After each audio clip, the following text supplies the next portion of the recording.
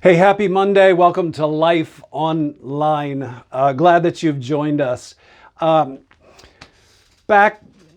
1950s, a naturalist, but also a writer, Sigurd Olson, up in Minnesota.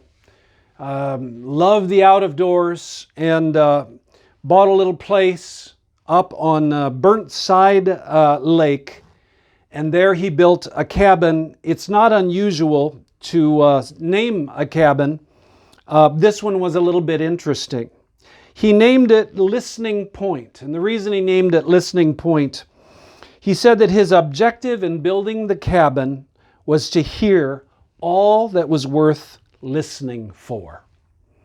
I don't know during this coronavirus epidemic if you've had listening ears to hear anything. We're quarantined. I really have a feeling, though, that most of us has done pretty well at finding a way to kind of busy our life. And I can't help but ask the question of, is that really what God is wanting from our lives during this season of time? I'm reminded of the small boy. His name was Samuel. It is a turning point in the history of Israel. The old guy in the picture is Eli, and he has been the priest. And he has done his best maybe to be faithful to God, but he's been a horrible dad, and he has sons who are very, very wicked. And in fact, 1 Samuel chapter 3, this is a young boy who has been given over to the Lord. His parents, unable to have children, but when God blessed them with this boy, they said they would give him to the Lord, and they did that. And so as he's sleeping actually in the temple, or in the tabernacle near the Ark of the Covenant.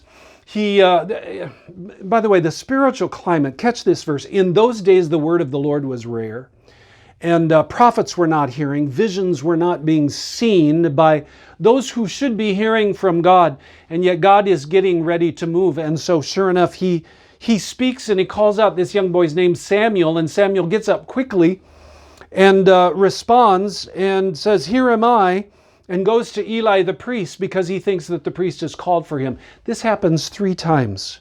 And finally, Eli realized that the Lord was calling the boy. So Eli tells Samuel, "Go, you lie down.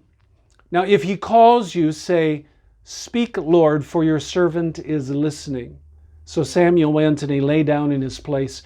And sure enough, the Lord came again and stood there, calling as at the other times, "Samuel, Samuel."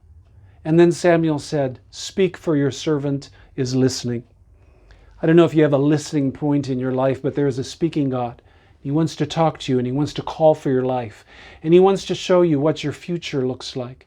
And he wants to lead you and guide you every step of the way. This is what life is all about.